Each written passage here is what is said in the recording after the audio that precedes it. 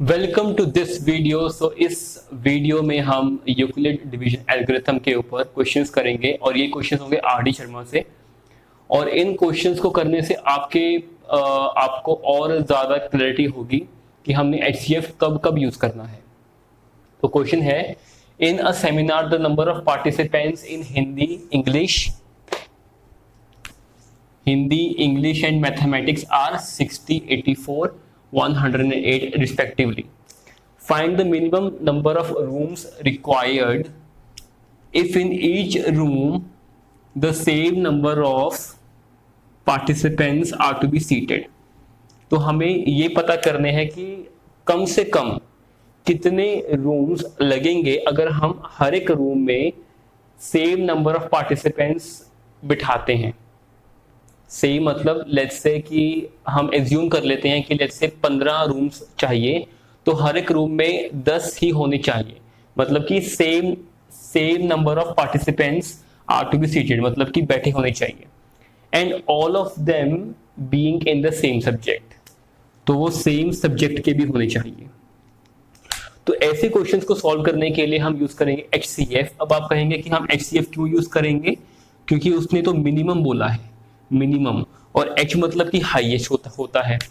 देखो उसने बोला है minimum number of rooms required, कि कम से कम, कि जितना कम हो सके उतने हमें रूम फाइंड आउट करने हैं। अब कम से कम रूम कब आएंगे, जब मैं एक रूम में ज्यादा से ज्यादा पार्टिसिपेंट्स को बिठाऊंगा।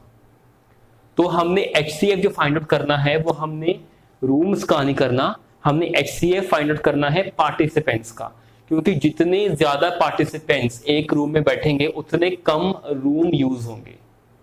ठीक है। अब पहली बात यहां पर फैक्टर है एच। आपको आगे समझ में कि हमें जो एचसीएफ लेना है वो नंबर ऑफ जो पार्टिसिपेंट्स है उनका लेना है, नंबर ऑफ रूम्स का एचसीएफ नहीं लेना। तो ये बात बहुत ध्यान से समझने वाली है कि हमने एचसीएफ किसके रिलेटेड यूज करना है। तो H मतलब हाईएस्ट, तो हमने वो अभी देख लिया।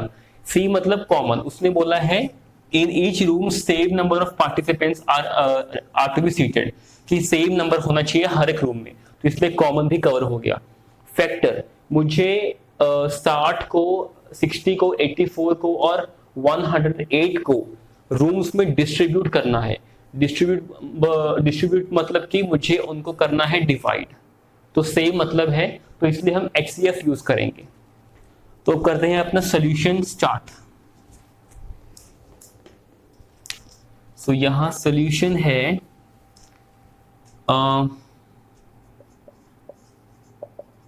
To find maximum number of participants to find out the maximum number of participants that are to be seated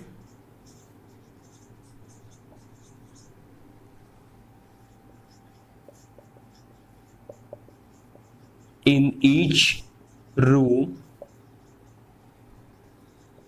We need to find out HCF of 60, 84 and 108।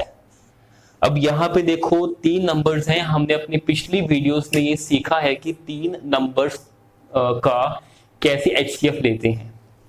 तो ये क्वेश्चन आप नोट कर सकते हैं, ये आर.डी. शर्मा की एग्जाम्पल है, ताकि आपको समझ में आ जाए कि मिनिमम है तो हमने मैक्सिमम भी क्यों यूज करना है।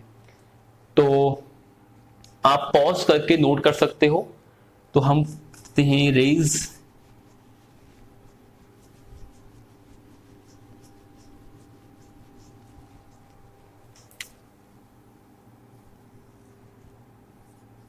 सो first of all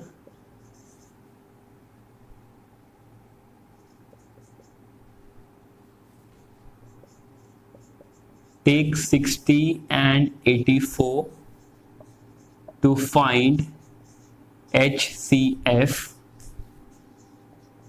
of these two numbers by using Euclid division lemma, that is, or by using lemma that is A is equal to BQ plus R. And here हम जानते हैं कि हमने बड़े नंबर को ही बांटना होता है, तो 84 इज मोर देन 60. ठीक है, तो यहाँ पे आ गया 84 और इसको करते 60 से डिवाइड, तो 61 + 60, तो प्लस में कितना आ गया 24.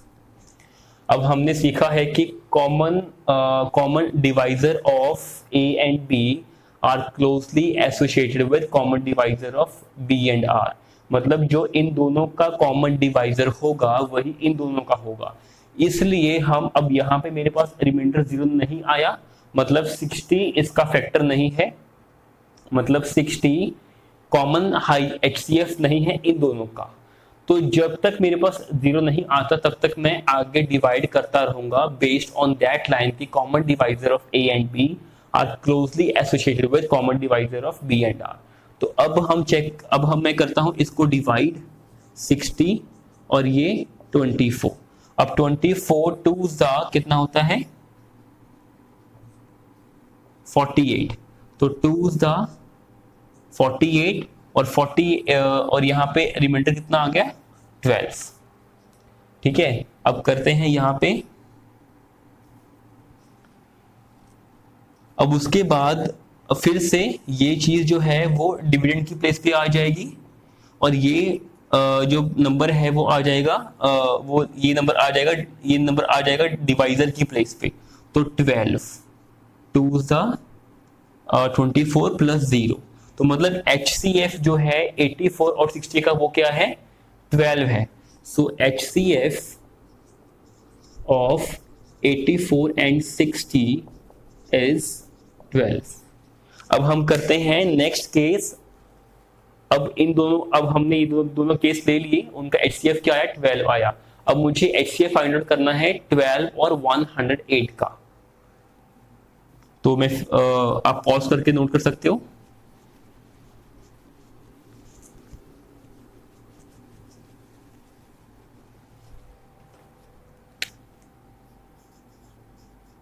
Now we have to find out HCF of 12 and 108 by using Euclid division lemma, that is A is equal to BQ plus R, and here 108 is more than 12. So 108 12 9 ज़ा 108 + 0, मतलब इस case में भी जो HCF है, अब highest common factor of 60 84 and 108 is 12. मतलब कि हर एक रूम में मैक्सिमम से मैक्सिमम क्या है वो 12 बच्चे बैठ सकते हैं. अगेन आप अगर ये सोच रहे हैं कि 12 मैक्सिमम थोड़ी है, 12 से बड़े भी नंबर हैं, लेकिन 12 जो है वो इन तीनों के हिसाब से जो इस क्वेश्चन में कंडीशंस है, इस क्वेश्चन में कंडीशंस क्या है कि सेम नंबर ऑफ पार्टिसिपेंट्स बैठने चाहिए, और हर एक रूम में और उसी रूम में सेम सब्जेक्ट के होने चाहिए. ठीक है, सभी कंडीशन को लेकर, सभी कंडीशन को सेटिस्फाई करते हुए ये HCF हम यूज करते हैं यूक्लिड डिवीजन लेमा, और इसके जो प्रोसेस को बोलते हैं यूक्लिड डिवीजन एल्गोरिथम. तो ये 12 है जो इस क्वेश्चन की सारी कंडीशंस को सेटिस्फाई करता है. तो यहां पे हम लिख सकते हैं अब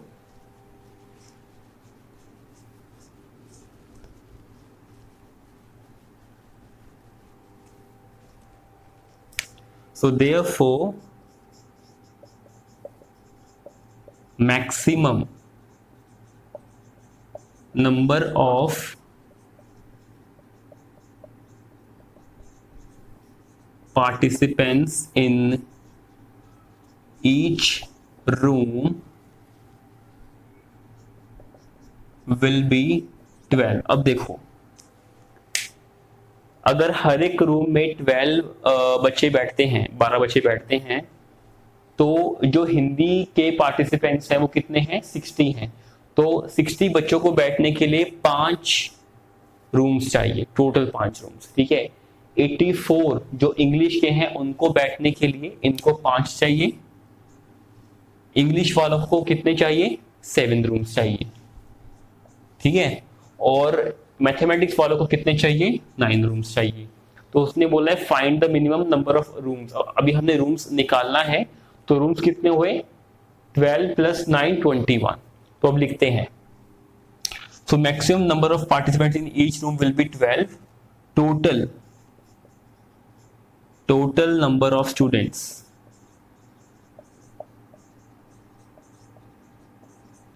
कितने हैं? 60 + 84 + 108, तो ये आ जाता है 2 1 कैरी ओवर 252, ठीक है। उसके बाद फिर minimum number of rooms, minimum number of rooms required,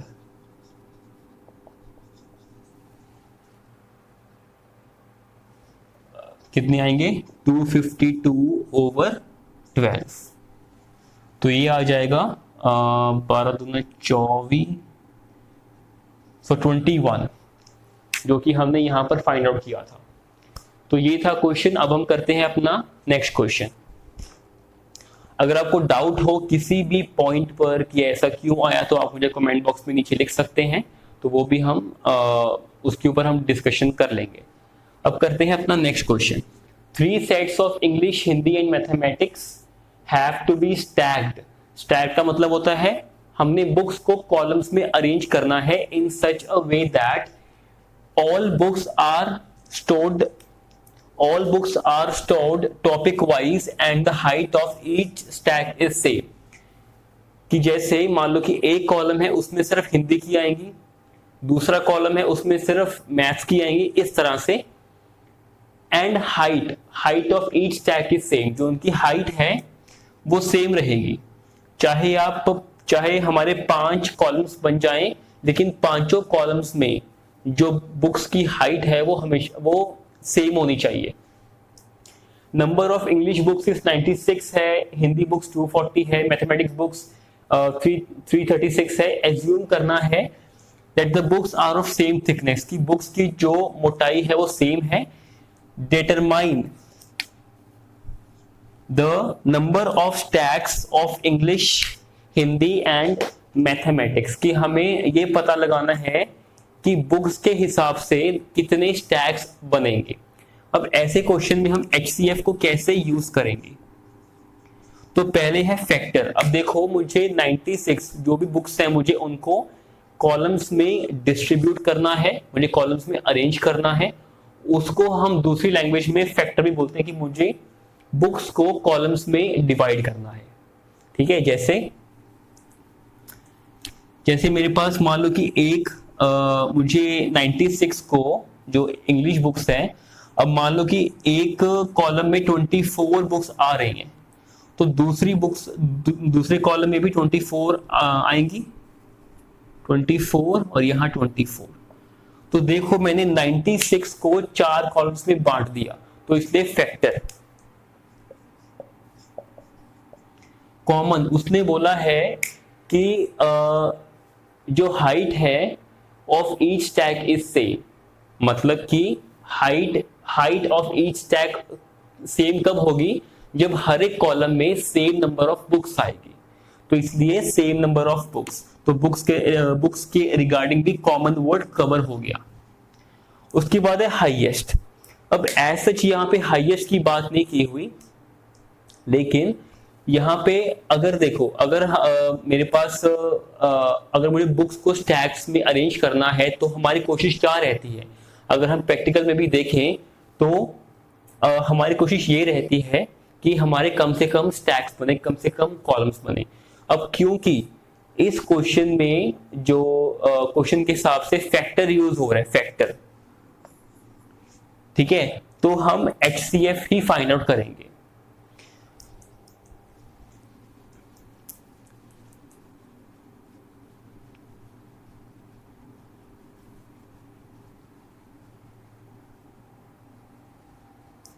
तो हम क्वेश्चन स्टार्ट करते हैं। तो यहां है solution. So to find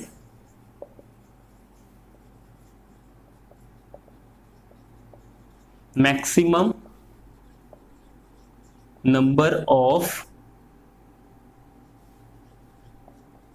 books in each stack, we need to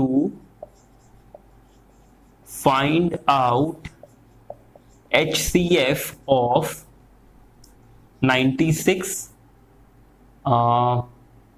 240 and 336 by using Euclid division lemma, that is A is equal to BQ plus R।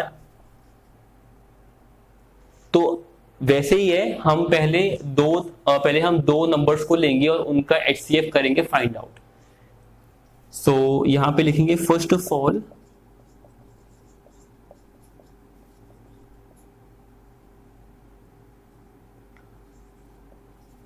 Find HCF of, या फिर we need to find out HCF of। तो अगर आपने note करना है तो आप pause करके नोट कर सकते हो, क्योंकि मेरे पास स्पेस कम है।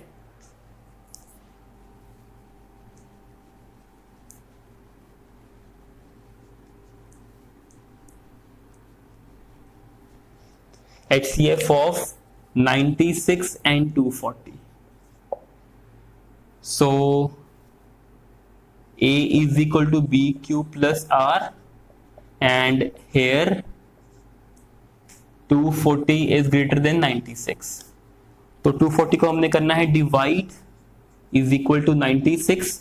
सो 96 कितना जाएगा हम देख लेते हैं अभी। सो 240 डिवाइड बाई 96, ये तो 2 से ट्राई करते हैं, 96 2 सा, तो 240 में से हमने माइनस करना है 1290, तो ये आ गया 848, तो प्लस का 48। तो अब फिर से वही लाइन की common divisor of A and B are closely associated with common divisor of B and R। तो मतलब अब 96 बन जाएगा मेरा डिविडेंड, 48 बन जाएगा डिवाइजर। सो 48 2 ज़ा 96, मतलब 48 जो है वो इन दोनों का जो है वो कॉमन फैक्टर है। अब करते हैं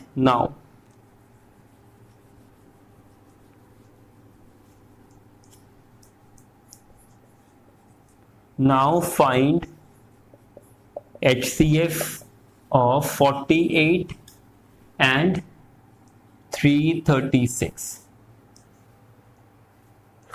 और यहां पे A is equal to BQ plus R, तो A कितना है 336 और ये है 48, तो 48 आई थिंक 7 का ट्राई करते हैं, 28,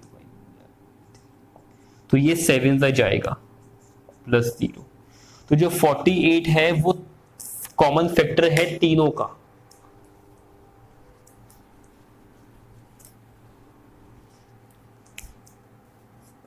Therefore, HCF of 96, 240 and 336 is 48, means maximum number of books in each stack of same subject is 48। अब मुझे क्या पता करना है, मुझे पता करना है determine the number of stacks. ठीक है, अगर हर एक कॉलम में 48 बुक्स अरेंज हैं तो इंग्लिश बुक्स के केस में 2 स्टैक्स बनेंगे। तो यहां पे लिख सकते हैं number of stacks of English books is equal to 96/48 is equal to 2। ठीक है, ऐसे ही नंबर ऑफ बुक्स, इसके नीचे आप लिखेंगे number of books of Hindi books. Hindi books कितने स्टैक्स आएंगे, 240/48। तो लेट्स से ये चेक करते हैं, तो 5 स्टैक्स। ठीक है, 5 स्टैक्स आएंगे। उसके बाद है number of stacks of mathematic books.